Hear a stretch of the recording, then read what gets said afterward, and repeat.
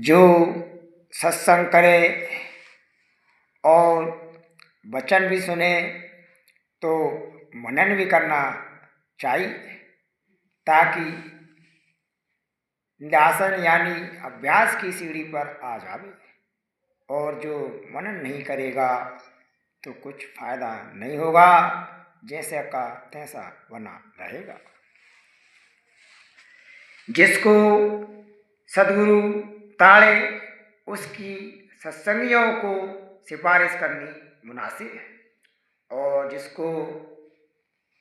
जिसका वह आदर करे उसकी भी वो खातिर करनी चाहिए। जो कोई बिना भाव के साध को खिलाता है,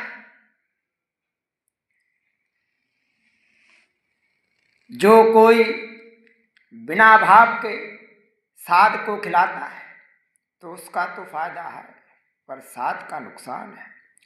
जाहिर में पूजा करने के वास्ते तो संतों की अकाल मूर्त है, और गुप्त में जिसका संत ध्यान करते हैं वे भी अकाल पुरुष है।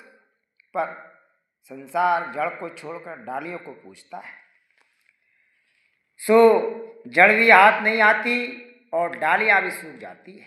मतलब डालियां पुजवाने से ये था कि एक रोज जड़ तक आ जाएगा, पर जीवों ने डालियों को ऐसा पकड़ा है कि छुड़ाए नहीं छोड़ते।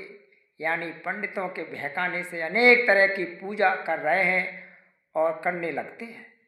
सवाब इसका ये है कि इस जीव के संग काल का वकील यानी मन मौजूद है।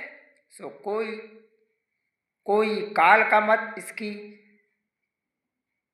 इसको समझाता है तो मन भी मदद करता है, क्योंकि काल की हद से बाहर नहीं जाता। और जब दयाल का मत संत उपदेश करते हैं तब काल का वकील मन उसको बहका देता है और संतों के वचन का निश्चय नहीं आने देता।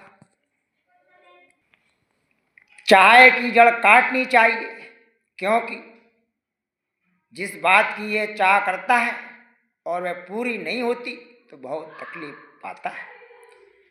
जो काम करे उसकी मौज पर करे, अपना अहंकार ना करे।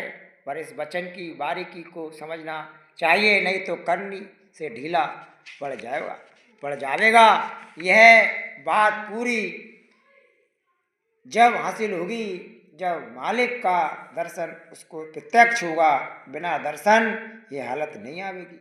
ये गति संतों की है कि सब में उसका प्रेरक देखते हैं। जगत का तमाशा संतों को खूब दिखता है, दूसरे की ताकत नहीं है।